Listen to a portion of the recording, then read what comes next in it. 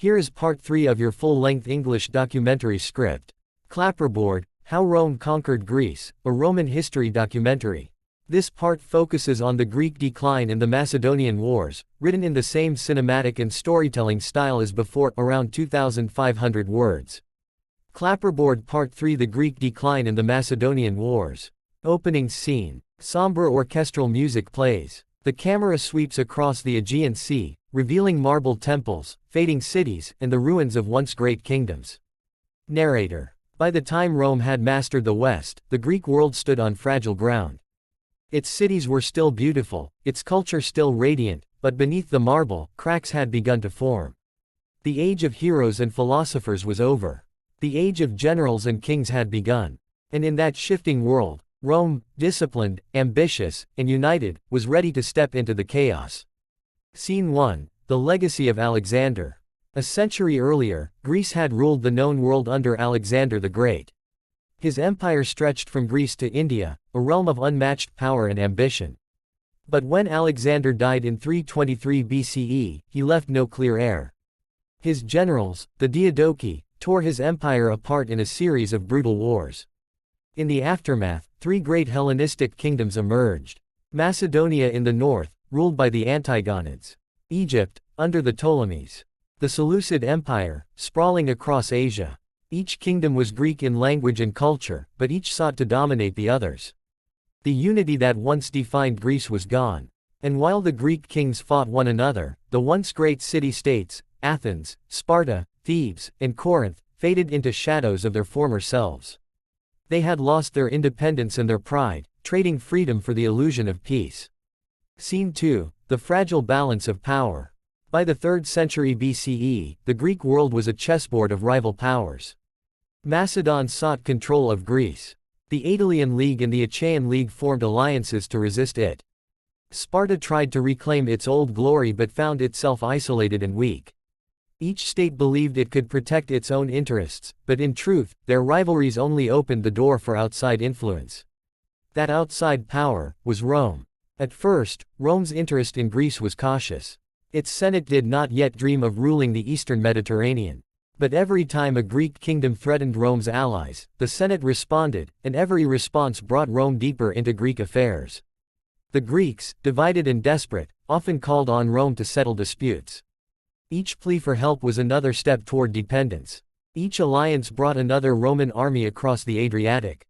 The Greeks did not yet realize it, but they were inviting their future conquerors. Scene 3. The First Macedonian War 214–205 BCE. During the Second Punic War, as Hannibal ravaged Italy, Rome faced danger on all sides. Far to the east, Philip V of Macedon, young and ambitious, saw Rome's struggle as an opportunity. He dreamed of conquering Illyria and extending Macedon's power westward. When he made an alliance with Hannibal, Rome's Senate was outraged. Though Rome was still fighting for survival, it sent fleets and legions across the Adriatic. Thus began the First Macedonian War. This conflict was limited, more a test of strength than a war for conquest. Rome allied with the Aetolian League and several Greek city-states to contain Macedon's ambitions. After years of indecisive skirmishes, the war ended with the Peace of Phalanx in 205 BCE. No territory changed hands. But Rome had learned something vital. The Greek world was divided, vulnerable, and ripe for influence. Rome's legions would be back.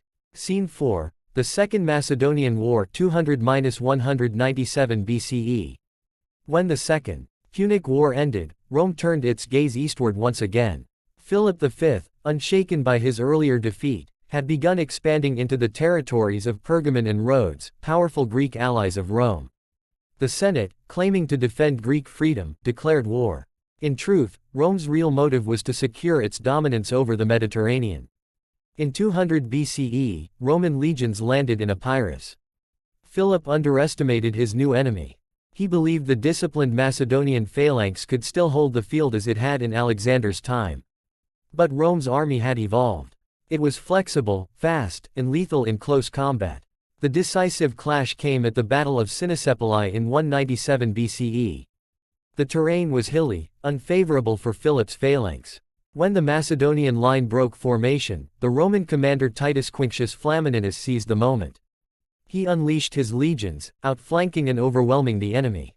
The Phalanx, once the terror of the ancient world, was crushed. After the battle, Flamininus called an assembly of the Greek states at the Isthmian Games. There, he stood before a crowd of thousands and proclaimed, "Greater than, the Senate and the people of Rome give you your freedom. The Greeks shall be free, ungarrisoned, and untaxed."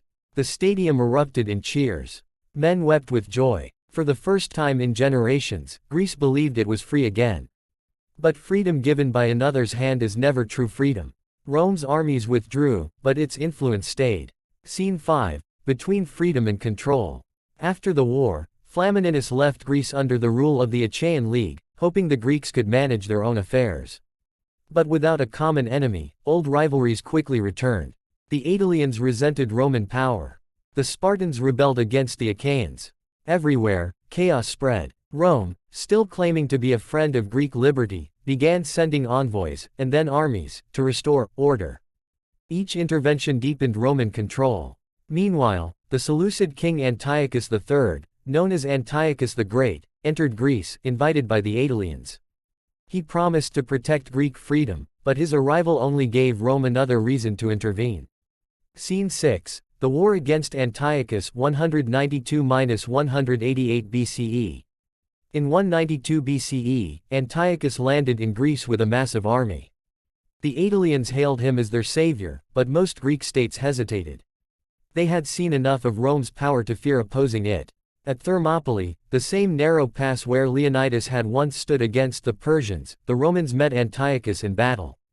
The result was decisive. Antiochus was defeated and fled back to Asia.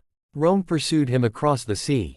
In 190 BCE, at the Battle of Magnesia, the Roman general Lucius Scipio, with the help of his brother Scipio Africanus, crushed the Seleucid army. The peace that followed stripped Antiochus of his territories in Asia Minor and forced him to pay an enormous indemnity. Rome's authority now stretched from Italy to the borders of Asia. The Greek world was no longer the center of civilization. It had become the stage upon which Rome displayed its supremacy. Scene 7. The Third Macedonian War 171–168 BCE. For a time, peace returned, but it was the peace of submission. Philip V of Macedon died, leaving his son Perseus on the throne. Perseus was intelligent, proud, and determined to restore Macedon's strength. He forged alliances with Greek states and sought to resist Roman domination. But his growing influence alarmed the Senate. Rome declared war once more, the Third Macedonian War. In 168 BCE, the two armies met at Pydna, near the coast of Macedonia. The battle began under a blinding sun.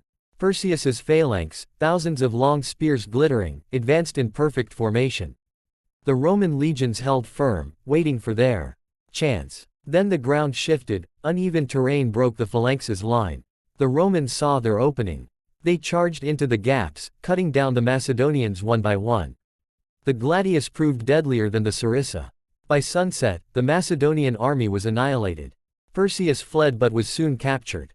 He was taken to Rome, paraded through the streets in chains, a living symbol of Macedon's humiliation. With his defeat, the last powerful Greek kingdom was gone. Rome divided Macedon into 4 puppet republics and placed them under its direct supervision. Scene 8. The Fourth Macedonian War and the End of Independence. For 20 years, Greece remained quiet. But beneath the surface, resentment grew. In 150 BCE, a pretender named Andriscus claimed to be the son of Perseus and raised a rebellion in Macedon. He briefly defeated Roman forces and proclaimed himself king. But Rome quickly sent reinforcements. Andriscus was crushed in 148 BCE at the Second Battle of Pydna. Macedon was officially annexed as a Roman province. The rest of Greece would soon follow. Scene 9. The Fall of Corinth 146 BCE. The Achaean League, led by Corinth, refused to accept Roman domination. They believed they could still fight for freedom, that the spirit of Greece was not yet dead. But Rome's patience had run out. In 146 BCE, the Roman general Lucius Mummius led his legions into Greece. The final confrontation came outside the walls of Corinth, one of the richest and proudest cities of the ancient world. The battle was short. Roman discipline and firepower overwhelmed the defenders.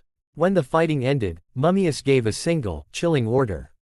Greater than, spare no one. Corinth was burned to the ground. Its men were killed, its women and children sold into slavery. Its treasures, art, statues, gold, were carried to Rome. The same year, across the sea, Carthage was also destroyed. Two of the ancient world's greatest civilizations, Greek and Carthaginian, fell to Rome in the same year. The world belonged to Rome now. Scene 10. Greece becomes Rome. After the fall of Corinth, Greece was reorganized under Roman control. In name, the Greek cities still existed. In reality, they were now subjects of the Roman Republic. Roman governors ruled from Macedonia and Achaia. Taxes flowed to Rome. Roman soldiers patrolled Greek roads and ports. But the Greeks had one final victory, a victory not of arms, but of culture. Roman conquerors could destroy Greek armies, but not Greek ideas. The Romans fell in love with Greek art, philosophy, and science. They adopted Greek gods, Greek architecture, and Greek education. Rome had conquered Greece, but in spirit, Greece conquered Rome. Closing scene, Part 3 ends. Soft, haunting music plays. The camera fades from the ruins of Corinth to the shining marble of the Roman Forum. Narrator. The wars between Rome and Greece ended not with a treaty, but with transformation. From the ashes of Greek independence rose a new world, the Roman world, shaped by both conqueror and conquered. The screen fades to black.